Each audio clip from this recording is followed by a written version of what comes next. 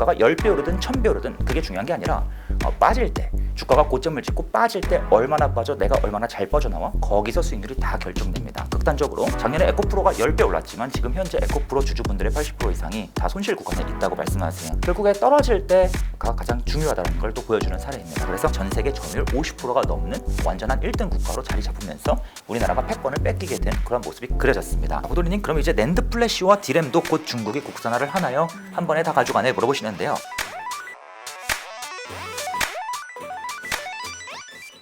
AI와 반도체 섹터에서 지금 대장주들 위주로 좀 짚어봤는데요. 예. 이거 외에 주목할 만한 뭐 기업이나 분야 어떤 거 보고 계세요? 반도체란 게 앞에서도 잠깐 말씀드렸는데 굉장히 재밌는 게 반도체 칩의 종류가 진짜 다양하게 많습니다. 종류가 많으면 무슨 일이 벌어지는가? 각각 칩의 종류마다 매력이 발산되는 시기가 달라지고요. 투자 시기도 달라지고요. 정말 이론적으로는 이 반도체가 먼저 떴어, 여기 먼저 투자해. 그 다음에 다음 반도체가 얘가 먼저 떴어, 그러면 얘가 그 다음 떴어, 그럼 여기 투자해. 옮겨 타면서 수익률을 극대화하는 전략도 가능합니다. 그런데 지금 아시다시피 인공지능용 반도체가 가장 먼저 떴죠. 재미있는 사실은 반도체 산업의 이 사이클이지 않습니까? 그러면 지금 이제 하락에서 상승 사이클로 점점 전환되면서 상승 사이클이 지속되고 있는 상황인데, 이 상승 사이클이 시작되는 극초기에서 조금 점점 지나면 재밌는 부분이 극초기 전에 가장 주목을 받고 가장 훅 떴던 가장 뜨거운 주목을 받았던 주식들보다는 그렇지 못했던 주식들이 서서히 평균적인 기대 수익률이 높아지는 경향이 나타납니다. 2020년에 왔던 빅사이클 같은 경우에는 모바일용 반도체, 모바일 디램 같은 반도체가 먼저 뜨면서 삼성전자 주가가 훅 뛰었지만 그 이후에 일반 디램, 그다음 일반 낸드 플래시까지 관심을 받으면서 하이닉스도 쭉 올랐고요.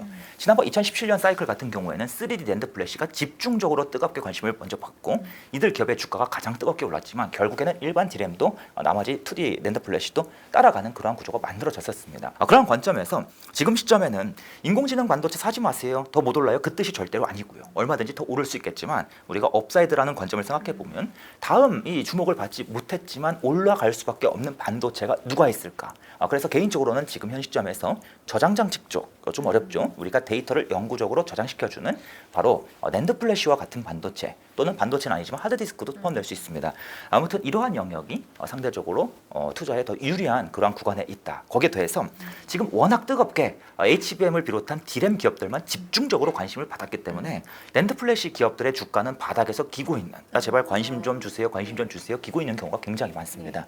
그래서 이러한 반도체 기업들이 이제 다음 타자가 바로 이제 이어지는 타자가 될 가능성이 높다라고 말씀을 드리겠습니다. 실제로 굉장히 재밌는 게 인공지능 산업이 발달하면 인공지능 기업들이 끊임없이 학습을 합니다. 근해 공식 혹시 기억나십니까? 저도 기억이 나지 않는데요. 근해 공식을 막 우리가 열심히 공부했던 그 시절은 기억나시지 않습니까? 근해 공식이 어떻게 만들어졌고 이게 뭐 왜 쓰이고 그게 학습 과정이었다면, 이제는 그 근해 공식, 외웠던 근해 공식을 끄집어다가 문제를 푸는 그러한 시장이, 즉 추론 시장이 확대가 됩니다. 그런데 문제를 어디서 풉니까? 우리 시험장에서 푸는데 모의고사 때도 풀고 수능 시험 때도 풀고 저기 대학교 논술 시험에서도 풀고 여러 곳에서 이 공식을 써먹는다는 겁니다.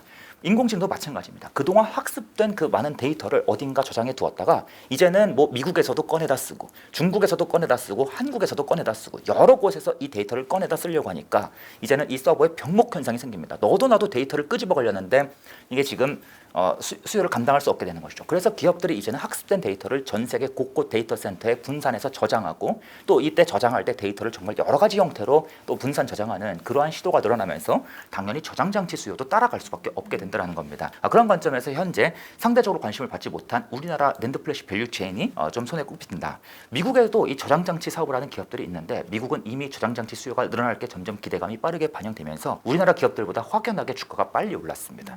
이에 비해서 우리나라 기업들은 상대적으로 바닥권에 있는 기업이 많으니까 이쪽 기업을 주목해 보시면 좋을 것 같습니다. 엔비디아뿐 아니라 마이크로소프트, 구글 이런 빅테크, 미국 빅테크 기업들의 주가가 계속 성장하고 있잖아요.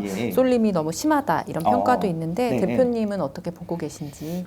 빅테크 기업들의 쏠림이 심하다. 재밌는 표현을 주셨습니다. 지금 이제 4차 산업혁명, 인공지능을 비롯한 빅데이터 서버 업체들의 시대이지 않습니까? 굉장히 재밌는 게 4차 산업혁명이 뭐냐라고 제가 질문을 드리면 잘 대답을 못 하시는 경우가 많이 보입니다. 우리가 분명히 과거의 산업혁명은 방직기계, 증기기관차 눈에 보이지 않습니까? 근데 4차 산업혁명은 잘 안 보여요. 쉽게 말씀드리자면 4차 산업혁명 대표적인 산업은 뭐 서버, 인공지능, 뭐 빅데이터 여러 가지가 있는데요. 쉽게 말씀드릴게요. 이들 산업이 중요한 것이 아니라 이들 산업이 기존 산업으로 파고 들어갑니다. 기존에 존재하던 산업 곳곳에 파고 들어가서 기존 산업을 융합시키고 변화시키는 게 4차 산업혁명의 핵심입니다. 근데 중요한 게 이 과정에서 그런 뭐의 수요가 가장 급격하게 늘어나는가? 바로 두말할 필요 없이 반도체입니다. 흔히 인공지능 서버라고 하면 서버가 어떻게 생겼을까요? 서버라고 하면 별거 없습니다. 그냥 10층짜리 거대한 건물을 짓고요. 그 안에 한가득 서랍장을 설치하고요. 그 안에 한가득 반도체만 잔뜩 갖다 설치하면 서버가 끝납니다. 그 다음에 일부 구역에 냉각 장치를 만들어주고요. 그래서 이러한 서버가 이제 이 4차 산업혁명을 변화시키는 주역이 되고 당연히 그 안에는 반도체가 핵심, 서버를 구축하는데 이 원가의 80%가 반도체입니다. 그들 반도체가 가장 핵심적인 위치를 차지하게 된다. 그런데 재밌는 게 예를 들어서 과거에 산업혁명이 한참 이루어지는 시기에 전 세계 1900년대 초반으로 가면요. 당시에는 철도 회사가 지금 인공지능만큼 엄청난 붐이었습니다. 당시에 펜실베니아 철도라고 혹시 타보셨나요? 예, 지금은 사라졌기 때문에 타보셨다면 이상한 결과.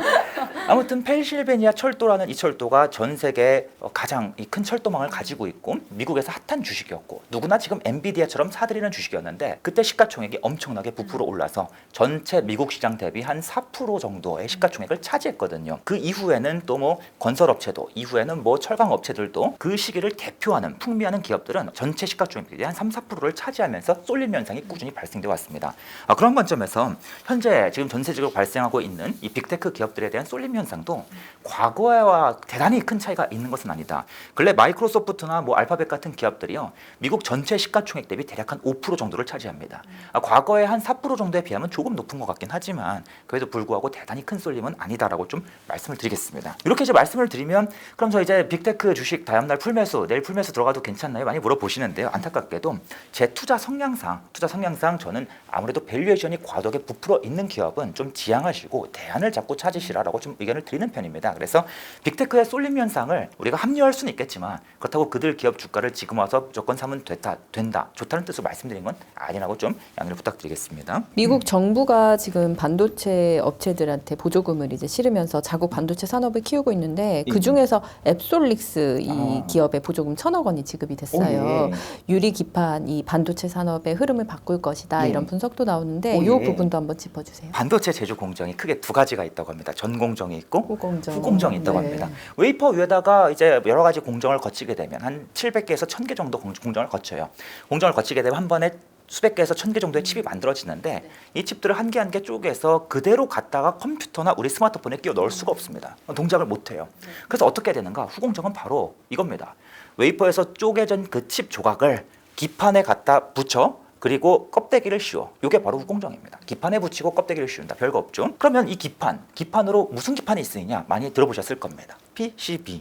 초록색 기판에 수많은 회로들이 그려져 있습니다. 이 회로들을 그리면 이 회로를 통해서 전기 신호가 오가는 거예요.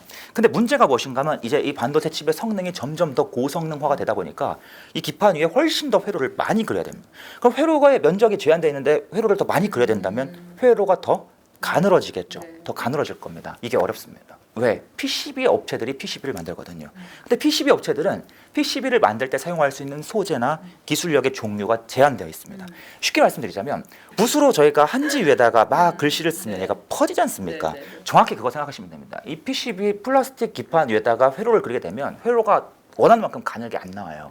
그래서 어떻게 하면 더 가는 회로를 많이 만들 거야? 그 대안으로 나온 게 바로 PCB 기업들이 못 해먹겠으니까 우리 반도체 기업들이 직접 만들게. 우리 반도체 기업들이 뭘로? 기존에 쓰이던 PCB 말고 완전히 새로운 공법, 뭐 반도체 공법을 이용해서 반도체 웨이퍼 위에 아주 고성능 기판을 만들어 볼게. 그게 바로 인터포저라는 기판인데요. 문제가 무엇인가 하면 인터포저는 반도체 기술로 만들기 때문에 너무 비쌉니다. 너무 비싸기 때문에 기존 PCB보다 10배 이상이다 보니까 제품 판가에 크리티컬한 영향을 주게 되죠. 그래서 대안을 찾아보자. 이 중간쯤 가격대에 형성될 수 있는 대안 소재를 찾아보자. 그럼 이제 PCB를 어디에 만들까? 바로 세라믹, 즉 유리와 같은 소재 위에다 만들면 뭐가 좋은데 우리가 쫙 미세한 회로를 그릴 때 이 회로가 정교하게 가늘게 나온다는 겁니다. 그래서 이 회로의 폭이 얼마나 가는가 하면 근래 가장 고성능 PCB는 회로의 폭이 한 2마이크로미터에서 3마이크로미터 정도. 이게 얼마나 가는지 감이 잘 안 잡히시는 분들이 많을 거예요. 우리 머리카락 딱 뜯어서 머리카락 굵기가 150 마이크로미터 정도 되니까 얼추 이 굵기 한 100분의 1 정도 된다고 보시면 됩니다. 그렇게 가는 회로를 만들기가 너무나 어려우니까 이제는 이 유리유에다가 만들자. 이 유리에 만들면 3마이크로, 2마이크로, 1마이크로급 패턴 더 나아가서 한 900나노급까지도 도전해 볼 수 있겠다라고 이야기가 돼서 지금 인텔 같은 경우에는 회로폭이 5마이크로미터 이하인 기판을 집중적으로 유리유에다 만들겠다라는 그 전략을 먼저 발표했던 것입니다. 그게 바로 글라스 기판입니다. 그래서 많은 분들께서 질문을 주세요. 그러면 호돌이님, 앞으로 유리 기판, 즉 글래스 기판이 쓰이게 되면 이제는 PCB가 안 쓰이겠네요? 필요가 없겠네요? 그게 아닙니다. 왜 그런가 하면 5마이크로급 이하 가장 극도로 정밀하게 미세해야 되는 그러한 기판에 한해서만 글라스가 쓰이는 것이고요. 적당히 미세한 회로는 기존 PCB에 만드는 겁니다. 그런데 그러한 적당히 미세한 회로도 갈수록 수요가 늘어나기 때문에 PCB도 PCB대로 수요가 늘어나고 글라스 기판은 글라스 기판대로 새로운 시장을 창출하는 그런 모습으로 성장하게 된다라고 말씀을 드릴 수 있겠습니다. 냉정하게 얘기해서 지금 글라스 기판 아니면 이 칩의 제조 단가를 낮출 수 있는 방법이 전무하기 때문에 앞으로 유리 기판이 성장할 거야라고 물어보시면 그건 너무나 당연한 이야기. 한 가지 우려스러운 부분은 인텔이 대략적으로 글래스 기판을 언제부터 도입하기로 했는가 어정쩡하게 이야기했습니다. 2030년 전까지 할게. 그 시기가 생각보다 멀기 때문에 실제로 유리기판 사업을 하는 기업들의 실적이 발생할 수 있는 시기는 앞으로 한 3, 4년 남았다. 그래도 주가가 지금 급등하는데요, 도리님? 막 오르는데요. 따라서 해야 돼요? 주의하세요. 미래에 성장하는 산업이요. 반드시 어떤 이슈가 벌어지냐. 미래에 성장할 때 실적이 찍히기 직전 한 1, 2년쯤 앞서서 그때 주가가 실적을 따라서 올라가는 게 일반적이지만 당연히 3, 4년쯤 앞서서도 한번 기대감으로 쭉 테마성으로 올랐다 빠진다라는 겁니다. 그런데 최근의 주가 상승은 무언가 진짜 실적에 의해서 어떠한 증설에 의해서 발생하는 것이 아니라 아직은 테마성으로 발생하는 것이기 때문에 저희가 테마인지 아닌지 알고 들어가야 한다. 이게 왜 중요한가 하면 주가가 쭉 올랐다가 테마는 언제 빠질지 예측이 불가능하지 않습니까? 아무튼 쭉 급등했다가 어느 시점에서 쭉 빠지게 될 텐데 야 이거 왜 빠져 주가가?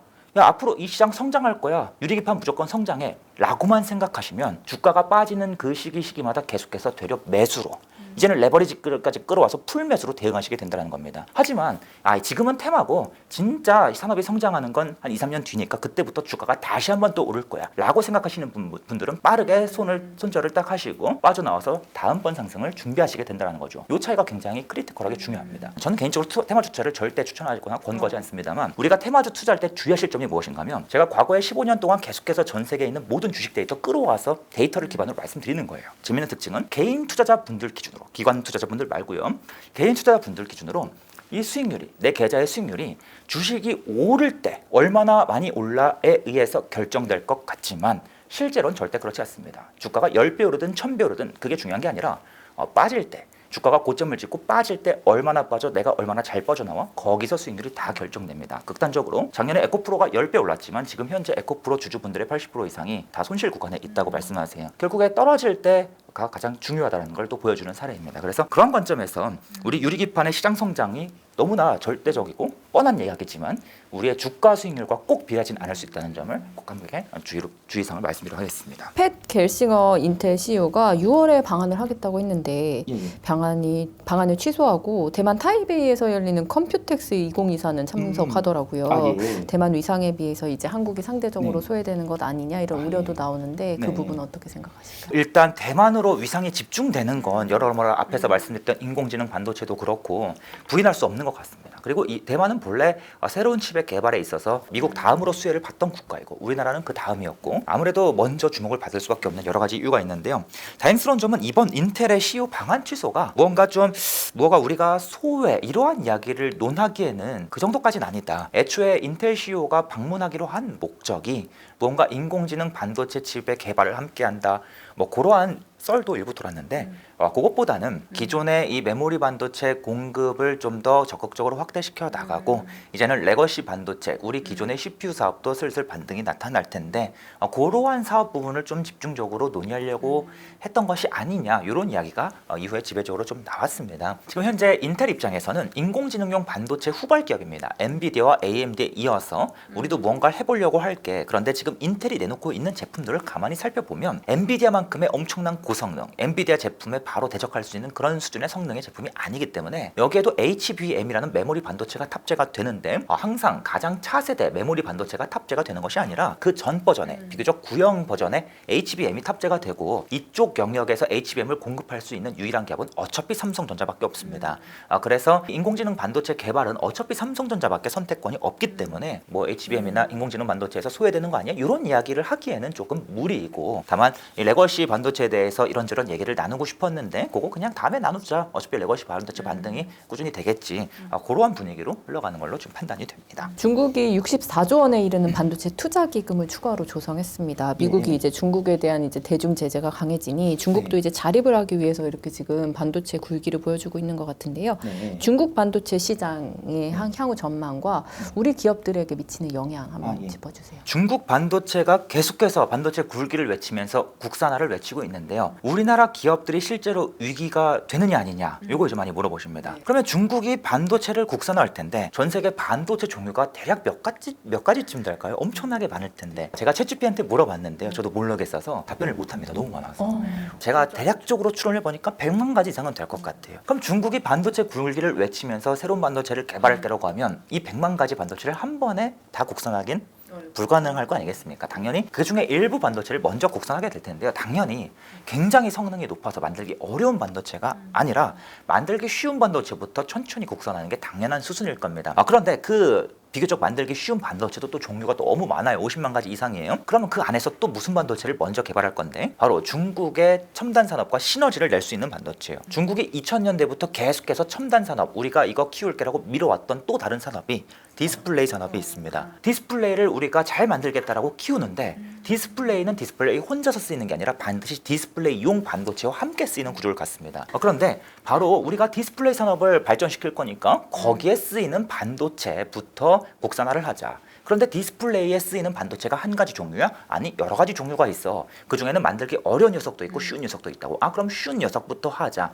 이게 지금까지 중국의 반도체 산업의 모습이었습니다. 그래서 실제로 우리나라가 전 세계 1위 디스플레이 강국으로 발돋움하면서 디스플레이에 쓰이는 디스플레이용 반도체도 세계 1위로 거듭나 올라갔는데 어느 순간부터는 중국이 슬슬 따라오기 시작하더니 디스플레이용 칩에서 상대적으로 만들기 쉬운 타이밍 컨트롤러라고 불리는 이 칩을 중국이 점점 잠식하다가 이제는 중국 단 한 개 기업이 전 세계 점유율 50%가 넘는 완전한 1등 국가로 자리 잡으면서 우리나라가 패권을 뺏기게 된 그런 모습이 그려졌습니다. 이후에는 이제 디스플레이용 칩 안에서도 상대적으로 만들기 어려운 DDI라고 불리는 디스플레이 드라이버 IC가 있거든요. 그 칩에 이제 점점점 발을 들이기 시작하면서 이 DDI가 점점 경쟁이 심화될 것으로 예측이 되는. 그럼 이쯤에서 이제 질문을 주십니다. 호돌이님, 그럼 이제 낸드 플래시와 디램도 곧 중국이 국산화를 하나요? 한 번에 다 가져가네 물어보시는데요. 안타깝게도 낸드 플래시는 이들 디스플레이용 칩보다 만들기 월등히 어렵고요. 디램은 이 낸드 플래시보다 또 월등히 만들기 어렵습니다. 월등히 제곱만큼 어려운 거니까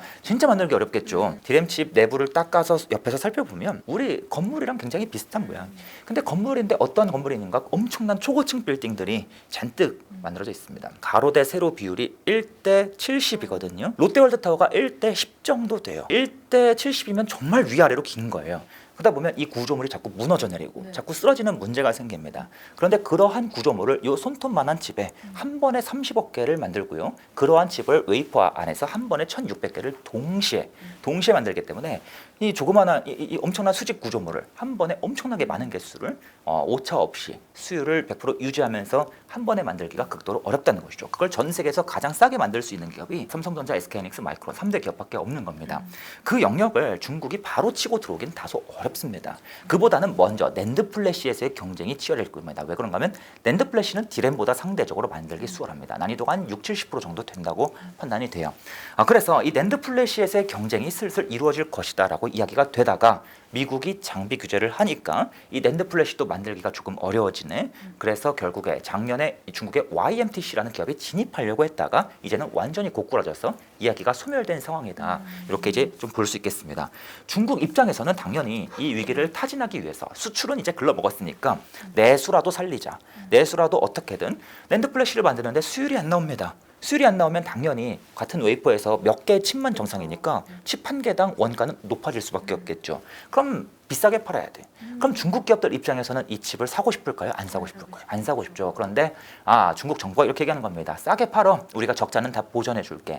요 그림으로 가면서 일단 내수에 한해서 중국 내수에 한해서는 점진적으로 한 자릿수 초중반대까지 점유율이 올라올 것이다라고 예측이 되고 있고 디램은 그보다 대략 한 5년쯤 뒤부터 서서히 점유율 경쟁이 좀 이루어질 수 있겠다라고 예측이 되고 있는 상황입니다. 그래서 저희는 팹리스 기업들, 새로운 칩을 개발하는 기업들 중에서는 어느 정도 좀 진입장벽이 있는 기업들을 중심으로 살펴보는 것이 맞겠고, 또는 공급처가 확실한 기업, LX세미콘이 LG 디스플레이로 독보적으로 공급한다. 그러한 공급처가 확실하게 있는 기업들을 중심으로 살펴보시는 게 맞겠고요. 그렇지 않다면 되려 중국의 이 반도체 굴기로 인해서 수혜를 보는 우리나라 소부장 기업들이 있지 않는지 찾아보시는 게 또 좋은 아이디어가 될 수 있겠다라고 의견을 드려보겠습니다. 디스플레이 얘기도 해주셔서 디스플레이 관련 기업 중에 좀 관심 있게 지켜보고 있는 곳이 있나요? 많은 분들께서 디스플레이 관련주라고 하면 단연 LG 디스플레이를 가장 먼저 풀 매수 들어가십니다. 이게 재밌는 게 우리나라 국민분들께서 주식 투자 시작하실 때 꼭 필수적으로 매수하시는 관문이, 요즘에는 이제 엔비디아 같은 주식이 되긴 했는데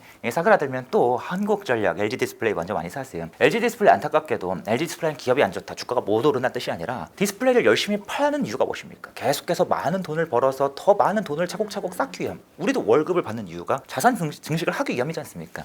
문제는 열심히 사업도 하고 WOLED TV도 막 개발하고 했는데도 현금을 모으지 못하고 차입금만 16조 원 급등했던 그러한 안 좋은 문제를 가지고 있어서 아무래도 불황 시기에 자꾸만 자본 조달 이슈가 발생해서 주가가 고꾸라지는 경향이 나타나기 때문에 우리가 정확한 딱 호황 시기에만 집중적으로 맞춰서 투자하지 못할 것이라면 투자를 조금 조심히 해야 된다. 접근하기 좀 어려운 기업이다라고 좀 조심스럽게 의견을 드려보겠습니다. 대신에 디스플레이용 반도체 칩을 개발하는 기업들이 있습니다. 대표적으로 LX세미콘 같은 기업은요, 우리나라 1등 팹리스 기업, 새로운 칩을 개발하는 1등 기업이고 기술력도 굉장히 뛰어난 기업. 그럼 많은 분들께서 저한테 무슨 질문을 주시냐, 호돌이님, LX세미콘의 기술력이 얼마나 좋나요? 중국에 비해서 얼마나 뛰어난가요? 많이 물어보시는데요. 우리가 실제로 이 기업에 투자할 때 기술이 얼마나 좋아? 이런 건 주식 수익률에 아무 영향을 주지 않습니다. 단 1%도 영향을 주지 않고요. 그보다는 이 기업이 디스플레이용 칩에 집중된 매출 구조를 가지고 있기 때문에 90% 이상이 디스플레이용 칩에서 나오기 때문에 이 기업은 집중적으로 디스플레이 업황이 좋을 때 돈을 벌고 그렇지 못할 땐 돈을 벌지 못하겠구나. 아무리 기술력이 좋아도 전방 LG 디스플레이, BOE 같은 고객사들이 칩을 사다 주지 않는다면 쓸모가 없습니다. 그러한 시기에 집중적으로 투자를 할 수 있는 기업인데 그 영업 환경이 좋아지는 시기가 LG 디스플레이 영업 환경이 개선되는 시기와 얼추 맞물린다는 것이죠. 그래서 우리가 LG 디스플레이의 대안으로 디스플레이 쪽에 소재 파츠를 공급하는 기업도 있겠지만 LX세미콘과 같은 디스플레이용 칩을 공급하는 기업도 있고, 오늘 또 자세하게 말씀드리긴 어렵지만 디스플레이용 칩만 집중적으로 후공정을 담당해주는 기업들도 있습니다. 이 디스플레이 칩은 종류가 정말 다양해요. 그래서 파운드리 기업들이 이들 칩을 모두 다 제조해주기가 여간 까다로운 게 아닙니다. 거기에 대해서 디스플레이는 정말 정교하게 전기 신호가 흘러야 하기 때문에 전기 신호가 조금이라도 잘못 흐르면 우리가 TV를 볼 때 색깔이 잘못 나오거나 지지직거리는 문제가 발생합니다. 이러한 특징으로 인해서 디스플레이용 칩만 집중적으로 후공정을 해주는 기업들도 있어요. LB세미콘 같은 기업들이 있는데 그러한 기업들도 결국에는 디스플레이 업황을 따라 움직이는 기업들이다라고 좀 말씀을 드리겠습니다. 그래서 제가 이들 기업을 뭐 지금 사세요, 내일 풀매수 가야지, 그런 뜻은 절대 아니고요. 만약에 여러분께서 혹여나 나는 디스플레이 영업 환경이 개선되는 것 같은데 LG 디스플레이를 살까? 근데 이거 조금 불안해 싶으실 때 디스플레이용 반도체 기업들도 대안이 될 수 있겠다라고 그런 의도로 좀 말씀드렸다고 의견을 전해드리겠습니다. 인텔이 자체적으로 이야기하길 우리 2030년쯤은 되어야 파운드리 흑자가 가능하다라고 이야기를 했기 때문에 문제가 무엇인가 하면 인텔은 앞으로 한 몇 년 동안 실적이 좋게 나오다가도 생각보다 부진하고 좋게 나오다가도 부진하고 이러한 모습이 반복될 가능성이 높고,